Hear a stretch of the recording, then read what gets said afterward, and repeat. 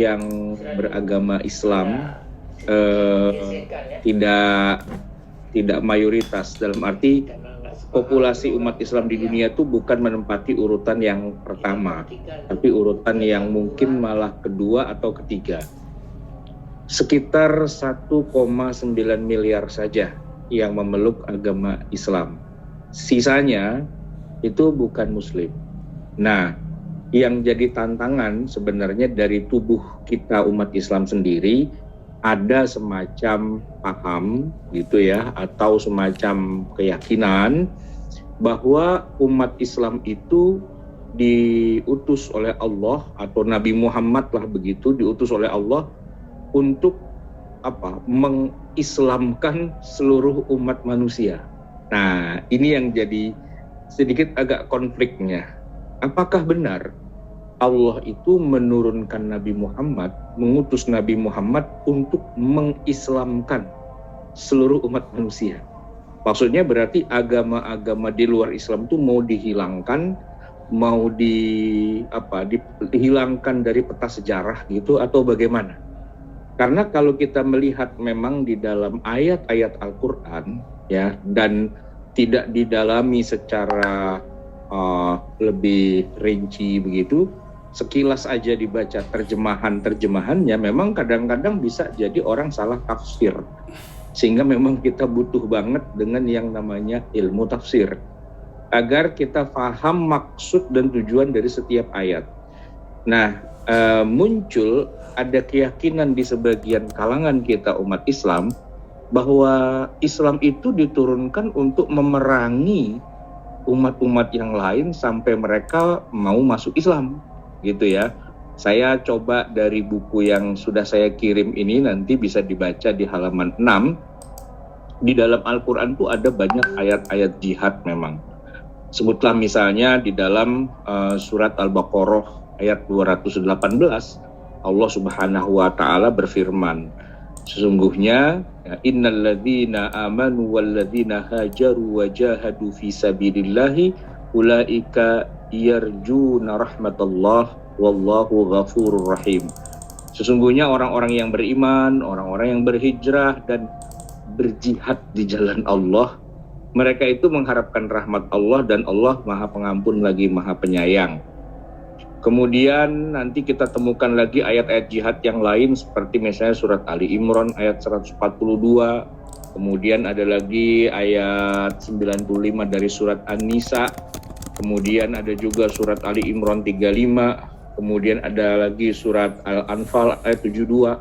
Bahkan ada ayat yang memerintahkan memerangi umat manusia sampai mereka semua masuk Islam. Ada ayatnya. Misalnya, kalau boleh saya bacakan, ini agak panjang tapi singkatnya saja, surat Al-Baqarah 191 itu bunyinya begini. A'udzubillahi minasyaitonirrajim.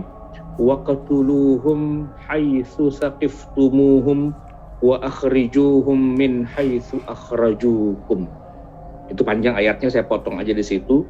Wa qatuluhum, dan perangi mereka karena mereka telah memerangi kamu dimanapun mereka memerangi kamu. Wa akhrijuhum, dan usir mereka min haitsu akhrajuhum, dari arah tempat mereka telah mengusir kamu. Itu surat Al-Baqarah 191. Di 193-nya lebih dahsyat lagi. Wa qatiluhum, dan bunuhlah mereka hatta la takuna fitnatun, sampai tidak ada fitnah lagi.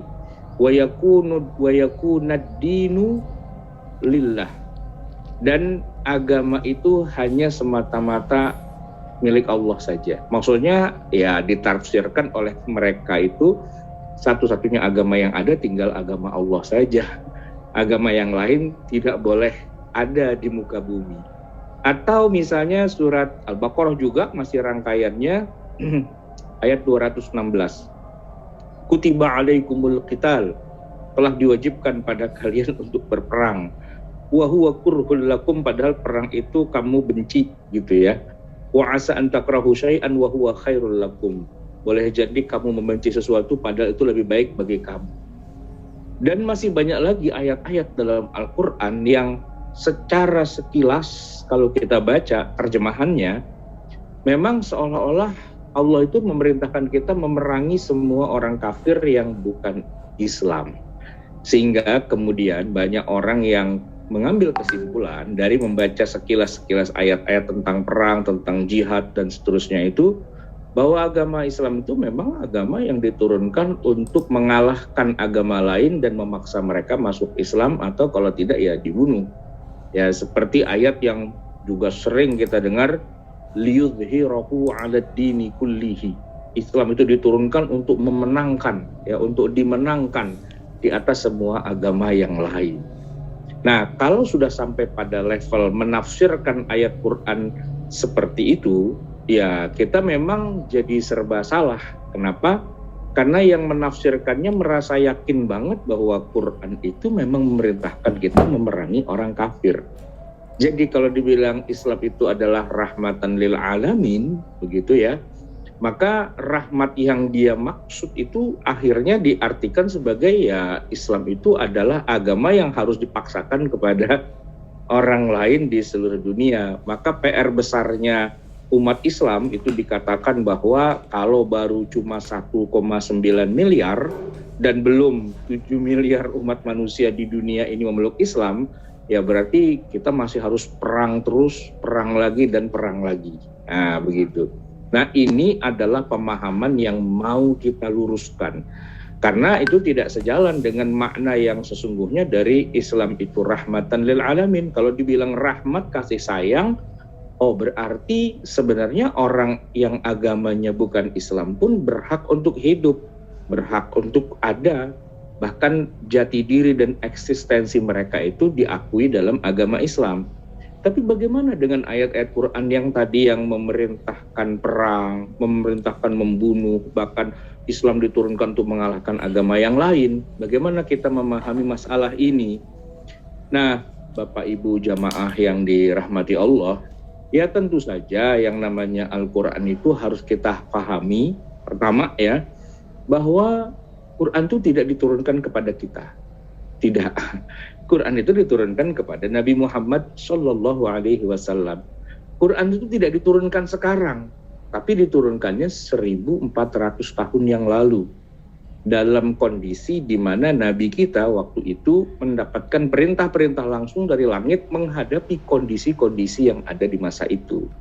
Maka untuk bisa memahami apa maunya Allah di balik setiap ayat Quran, kita tidak boleh secara subjektif menerjemahkan atau memahaminya sesuai dengan visi kita, maunya kita, selera kita, konteks kita. Tidak boleh. Kenapa? Karena Quran tidak diturunkan buat kita. Quran diturunkan kepada Nabi Muhammad di zamannya untuk mengantisipasi kondisi-kondisi yang ada di zaman beliau itu. Nah, oleh karena itulah sebelum nanti kita tafsirkan Quran itu bagaimana konteksnya untuk hari ini kita di zaman sekarang, tentu yang nomor satu kita harus kaitkan dulu Quran ini dengan realitas di masa Rasulullah. Ketika ada ayat bilang bunuhlah mereka semua, itu konteksnya apa? Ini harus kita pahami dulu. Maka tidak mungkin kita bisa memahami Quran kalau kita tidak memahami sirah nabawiyah atau sejarah Nabi yang menceritakan dengan lengkap bagaimana sih kemudian kok bisa sampai terjadi seperti itu. Saya kasih contoh nih, dalam sirah nabawiyah memang ada perang Badar misalnya, ada perang Uhud misalnya, ada perang Khandaq misalnya, ada perang Bani Quraidah, ada perang Khaybar, perang Mu'tah, dan juga perang Hunain serta perang Tabuk. Itu yang besar-besar. Tapi kalau ditambah dengan yang kecil-kecil memang jadi banyak juga. Ada sebagian peneliti yang mengatakan bahwa kalau di rata-rata kehidupan Nabi Muhammad dan perang itu cukup rutin. Setiap sebulan setengah Nabi menggelar acara perang. Wah, kalau diambil kesimpulan kayak gitu, wah Islam tuh jadi agama perang ya, tidak lagi jadi agama rahmatan lil alamin karena judulnya perang lagi gitu kan. Kemudian juga misalnya kalau kita kaitkan dengan sebutlah misalnya tadi kan sudah ngomongin ayat Quran yang banyak ayat perangnya, sirah nabawiyah juga ada banyak ayat perangnya. Kemudian dari sisi katakanlah misalnya kondisi umat Islam. Ya, di berbagai negara memang umat Islam pernah juga sih mengalami perang, ya kan. Kita di Indonesia dulu pernah dijajah oleh Belanda dan kita perang, angkat senjata, jihad. Kita punya banyak pahlawan kan.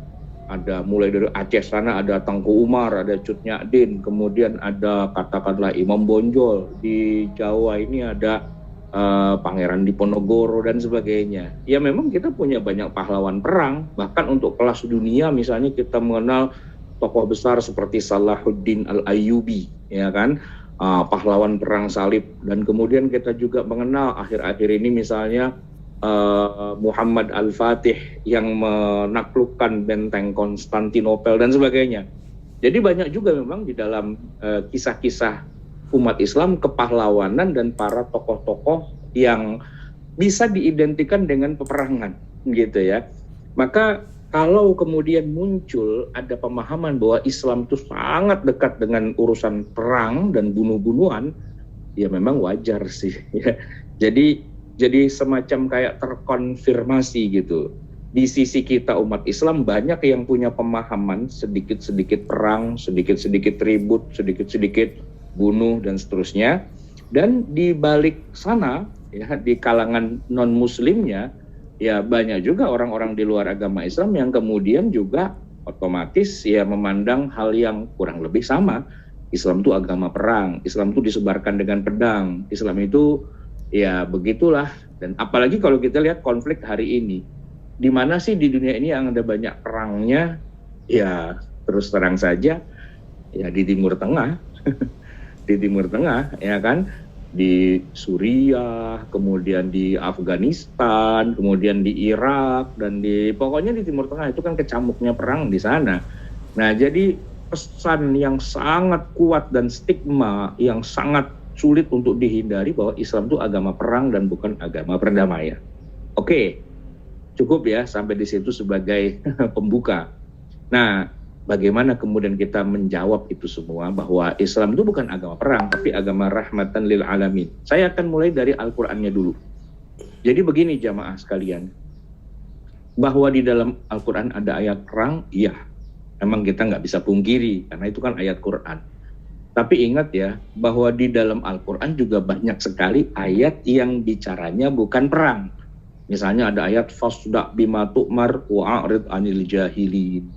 Jangan kamu lawan, jangan kamu perang, dan tinggalkan saja orang-orang yang seperti itu, yang mengajukan tentang sebaiknya kamu bermusyawarah, yang sebaiknya kamu aslihu baina akhwaikum, ya perbaikilah hubungan di antara kalian dan sebagainya. Itu ayatnya juga cukup banyak, tapi memang kalah pamor. Nah, ini dia masalahnya. Ayat Quran tuh kalau dipilihin yang perang-perang saja cukup banyak memang, dan diulang-ulang, kesannya jadi Quran isinya perang semua. Padahal kalau kita kumpulkan juga ayat-ayat perdamaian, ya banyak juga dan berimbang, bahkan lebih banyak ayat damainya daripada ayat perangnya. Nah, cuman kan pertanyaannya begini, kok gitu ya, Quran ada ayat-ayat damai dan ada ayat perang, terus gimana tuh, masa bertentangan gitu kan?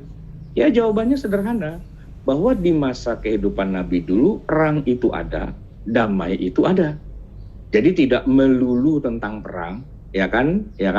Tapi juga kita tidak menafikan bahwa perang itu ada dalam Islam, hanya saja. Nah, ini yang penting justru, kapan perang itu dilakukan dan kapan tidak dilakukan. Nah, kalau kita perhatikan nih, kembali kita masuk ke dalam sirah Nabawiyah, dari 23 tahun Nabi hidup menjadi utusan Allah resmi begitu ya. Nabi itu mengalami perang itu hanya di paruh kedua, yaitu setelah beliau hijrah ke Madinah. Di paruh pertama 13 tahun dari kehidupan Nabi di Mekah itu tidak ada perang. Walaupun disakiti tetap ada, Nabi dimusuhi, boykot, bahkan sampai Nabi hijrah ke Taif, mengirim sahabat hijrah ke Habasyah dan sebagainya, setiap hari bertubi-tubi dimusuhi, itu ada ya. Tapi mana ada Nabi itu melawan, mana ada Nabi itu angkat senjata, tidak. Nah, bahkan ketika Nabi kemudian akhirnya hijrah, peristiwa hijrah itu sebenarnya adalah peristiwa yang merupakan antitesis dari perang itu sendiri, ya kan? Antitesisnya. Karena kalau mau perang ya ngapain hijrah? Hijrah itu kan menghindari perang, menghindari konfrontasi, menghindari penindasan dan hal-hal yang buruk dan yang lainnya. Mereka rela loh hijrah ke Madinah. Itu orang-orang yang hijrah itu sebenarnya orang yang anti perang, ya kan? Nah, kalau di zaman sekarang misalnya kita dengar kabar terjadi perang, bentrok senjata, ya kan, di Suriah dan sebagainya. Itu jamaah sekalian, kalau kita lihat al-lajiin atau para pengungsi perang, itu dahsyat. Mereka yang nggak mau ikut-ikutan perang, lalu mereka menyebar ke berbagai negara. Yang apa sedihnya itu adalah pengungsi-pengungsi itu, mereka kesian banget di mana-mana gitu kan. Nah, Nabi SAW dan para sahabat itu ketimbang diperangi, dipukuli setiap hari, ya mendingan beliau menjadi pengungsi aja, mengungsilah ke Madinah gitu ya. Artinya mengungsi ke Madinah itu menghindari perang sebenarnya gitu ya. Nah, tapi sayangnya memang ketika Nabi sudah tinggal di Madinah, justru perangnya malah benar-benar terjadi karena musyrikin Mekah ini ternyata nggak terima. Mereka tetap mau menyerang Nabi Muhammad dan para sahabat, maka terjadilah perang Badar, perang Uhud, perang Khandaq. Tapi satu hal yang menarik adalah bahwa kehidupan Nabi di Madinah itu urusannya tidak selalu perang. Kalau dihitung-hitung, baru ada izin untuk boleh perang itu di tahun kedua. Dan disitulah terjadi perang Badar di bulan Ramadan.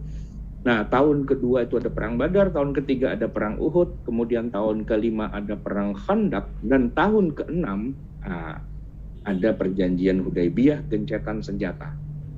Gencatan senjata, maksudnya sudah tidak ada lagi perang antara Nabi SAW dengan penduduk Mekah. Gencatan senjata yang disebut dengan Sulhul Hudaybiyah. Nah, sayangnya peristiwa Sulhul Hudaybiyah ini jarang diangkat oleh para ustadz, oleh para penceramah, itu jarang diangkat. Yang diangkat perang Badarnya, perang Uhudnya, perang Khandaqnya.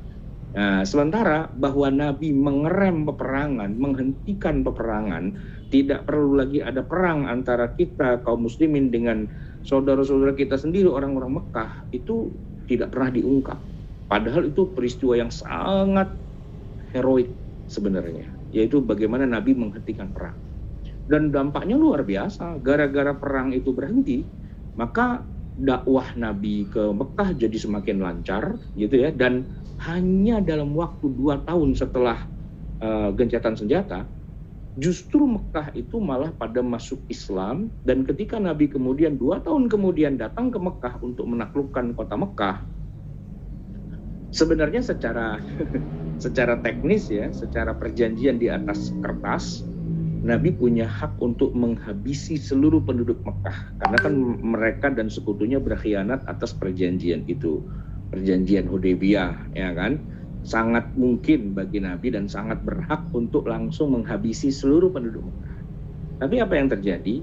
Nabi membiarkan saja penduduk Mekah itu dibebaskan. Tidak ada satupun yang dibunuh, tidak ada yang ditawan, dan sekalian merdeka. Nabi mengatakan, idhabu fa innakum tulaqa. Pergilah kalian dengan bebas, kalian tuh sudah tidak ada sangkut pautnya dengan misalnya harus masuk Islam, tidak. Harus jadi tawanan juga tidak. Ya kalian merdeka aja, udah begitu. Nah, ini peristiwa Fathu Mekah itu jarang-jarang diangkat. Jarang-jarang diangkat. Yang sering diangkat tadi yang perang-perangnya itu, tapi bahwa Nabi membebaskan, makanya istilahnya Fathu Mekah, pembebasan kota Mekah. Padahal 10.000 pasukan kaum muslimin itu kalau mau bisa aja dalam waktu 1 jam saja penduduk Mekah selesai itu semua. Tapi oleh Nabi dibiarkan dan diampuni. Nah, pengampunan dari Nabi terhadap penduduk Mekah yang memerangi beliau selama bertahun-tahun itu dampaknya luar biasa. Justru gara-gara dibebaskan, mereka akhirnya malah pada masuk Islam. Jadi peristiwa Fathu Mekah dengan orang Mekahnya pada masuk Islam itu fenomena yang jarang diungkap ya. Gitu. Bagaimana Nabi kemudian memberikan pengampunan dan banyak banget orang yang pada masuk Islam. Jadi Islam itu bukan agama perang sebenarnya, agama perdamaian, ya kan? Dan satu lagi nih yang unik. Begitu perjanjian damai sudah diteken oleh Nabi dengan Suhail bin Amr gitu ya.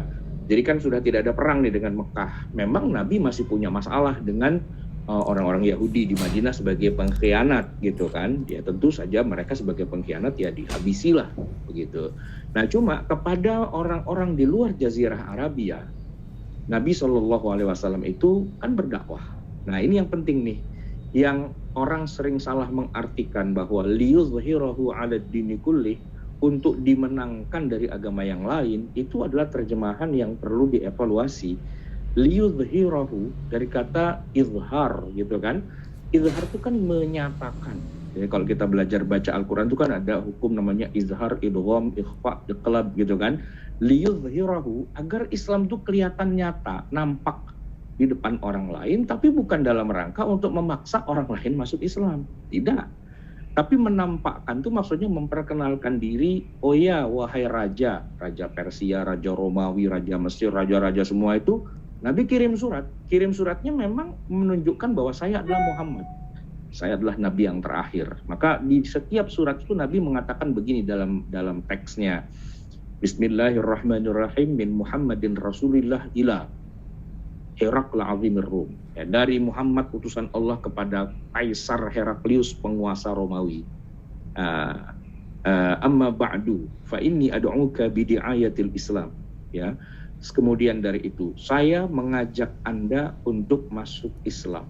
Aslim, masuk Islamlah Anda.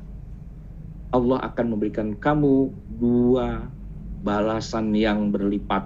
Ya, aslim taslam yu'tikallahu ajraka marratain fa in abaita. Nah, masuk pada kalimat berikutnya, fa in abaita, kalau Anda tidak berkenan untuk memeluk agama Islam, itu urusan Anda. Itu urusan Anda. Tapi begini, agama Anda kan orang Romawi itu atau orang-orang Kaisar Heraklius ya, itu kan agamanya Nasrani. Mereka pengikut Nabi Isa. Dalam kitab suci Injil mereka, bahkan orang Yahudi punya Taurat, dalam Taurat mereka kisah akan datangnya seorang nabi, yaitu Nabi Muhammad, itu sudah jelas gitu. Dan mereka memang tahu akan ada nabi. Jadi kalau Nabi Muhammad kok diam saja, tidak kirim surat, tidak menampakkan diri, tidak liyuzhirahu, ya tentu Nabi Muhammad dosa banget gitu kan. Maka Nabi kirim surat dalam rangka liyuzhirahu, memperkenalkan dirinya bahwa saya adalah Nabi, seperti yang dijanjikan dalam kitab-kitab suci kalian itu. Dan sebagai Nabi, saya ngajak Anda, ayo masuk Islam. Itu jelas, iya. Tapi apakah Nabi kemudian hanya memberi satu opsi, yaitu Islam atau perang? Tidak. Tidak, opsinya banyak. Anda masuk Islam itu opsi yang pertama, ya kan? Tapi Nabi mengatakan fa'in abaita. Kalau Anda tidak berkenan, nah itu tidak jadi masalah. Urusan Anda dengan Allah gitu kan. Dalam kitab suci kalian sudah ada berita tentang kenabian Muhammad terakhir dan sebagainya, silahkan. Nah, tapi ya kita nggak usah harus musuhan, nggak usah perang dan sebagainya, ya kan? Karena yang namanya Islam itu bukan sesuatu yang dipaksakan, begitu. Nah, reaksinya apa para raja itu? Reaksinya adalah mereka bahagia banget bahwa mereka dikirimi surat oleh seorang. Padahal ini kan mereka cuma taunya dari kisah-kisah para nabi terdahulu ya dalam kitab suci. Tapi ternyata nabi benerannya muncul betul-betul di Mekah atau di Madinah itu dan mengirimi mereka surat. Girang banget. Bahkan tidak memaksa harus ikut agama Nabi Muhammad. Sehingga akhirnya apa? Para raja itu, Kaisar Heraklius itu kirim hadiah yang banyak kepada Nabi Muhammad. Ada emas permata, ada kendaraan ya waktu itu kan unta, kuda dan sebagainya, macam-macam gitu kan. Kalau Raja Mesir lebih parah lagi itu, ya. Bukan hanya harta benda atau kendaraan dan sebagainya, dia kirim budak wanita. Ya zaman segitu emang yang namanya budak kan masih jadi hak milik ya, masih jadi souvenir gitu. Nah itu budak wanita yang dikirim yang bernama Maria Al-Qibtiyah, itu oleh Nabi dihormati itu, ya kan. Marianya sendiri sih masuk Islam, mengucapkan 2 kalimat syahadat gitu ya. Tapi Nabi itu pesan juga kepada para sahabat, nanti suatu hari kalau kalian bisa dakwah sampai ke negeri Mesir sana, kalian harus berbaik-baik ya dengan Maria, dengan orang-orang Mesir, karena orang Mesir itu adalah bangsanya Maria, dan Maria itu adalah ibu kalian. Nah, begitu kata Nabi. Maka sampai kemudian di zaman Khalifah Umar itu ya, Para sahabat yang ke Mesir itu semua baik-baik banget sama orang-orang Mesir yang Nasrani. Tidak ada satupun orang Kristen di Mesir yang dipaksa-paksa masuk Islam. Bahkan gereja mereka, rumah ibadah mereka itu tetap diayomi, tetap dijaga dan seterusnya. Dan di masa Khalifah Umar itulah kemudian Umar menerima undangan. Ini bukan undangan mantenan di Solo ya, bukan. Ini undangan dari para petinggi umat Kristiani yang ada di Palestina. Waktu itu pusatnya belum di Vatikan, tapi yang ada di Palestina. Nah, para pemimpin umat Kristiani ini mendengar tentang kisahnya Umar bin Khattab radhiyallahu anhu yang luar biasa ya, dan mereka sangat tahu ya karakteristik agama yang baru ini, agama Islam, yaitu mengatur perdamaian antar semua agama. Dan mereka tidak pernah memaksa suatu bangsa, satu negeri untuk masuk ke dalam agama Islam. Padahal di Palestina itu pusat perseteruan, pusat ributnya agama-agama Samawi, ngumpulnya itu di situ dan berantem mereka. Tapi justru para pendeta itu mengundang Umar agar menjadi penguasa di Palestina, agar semuanya pada rukun dan damai, karena yang secara teknis berhasil mendamaikan agama-agama itu justru Islam, gitu. Bukan teorinya, tapi prakteknya. Dan mereka ingin Umar mempraktekkan itu di Palestina. Jadi sejarah Palestina itu adalah negara yang paling banyak nabi dan agama muncul di situ. Tapi sepeninggal nabi dan rasul mereka, justru pemeluknya pada berantem sendiri, perang sendiri, rebutan, ya. Dan kemudian begitu turun agama terakhir Nabi Muhammad, memang bukan Nabi Muhammad yang ke Palestina, tapi penerusnya yaitu Umar bin Khattab, nah itu merealisasikan apa yang dikatakan dalam Al-Quran bahwa wa ma arsalnaka illa rahmatan lil alamin. Kami tidak mengutusmu kecuali menjadi rahmat bagi umat manusia seluruhnya, alamin, ya kan? Maka begitulah yang terjadi di Romawi, di Mesir, di mana-mana umat Islam hidup berdampingan dengan agama-agama yang lain, gitu. Di mana agama lain kalau biasanya berkuasa di suatu negeri dia akan musuhi semua agama yang ada, tapi kalau sudah Islam yang memegang kekuasaan di negeri itu, justru semua agama malah dilindungi satu persatu. Tempat paling aman bagi pemeluk Yahudi di dunia ini justru di pusat-pusat pemerintahan Islam. Ya, kalau terakhir tuh Islam adanya di Istanbul ya, di Turki. Maka sampai hari ini pun Istanbul paling banyak Yahudinya. Kenapa? Karena Yahudi di Turki itu mendapatkan perlindungan dari para khalifah. Nah, khalifah-khalifah umat Islam itulah yang menjadi tempat berlindungnya semua agama. Karena Islam itu melindungi semua agama yang ada. Bukan malah membasmi, bukan malah memusuhi, bukan malah memerangi dan sebagainya. Seperti itulah warisan yang kita dapat dari para pendahulu kita.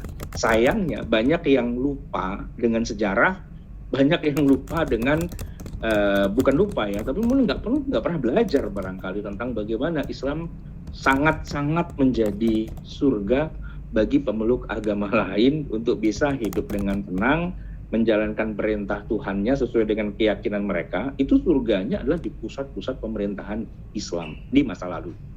Nah, lucunya di masa sekarang banyak orang Islam yang mungkin kurang belajar, mungkin kurang wawasan, mungkin salah informasi dan sebagainya, malah berpikir Islam itu diturunkan untuk membunuhi semua pemeluk agama yang lain. Bisa 180 derajat terbalik gitu, dan itu memang agak-agak serem ya.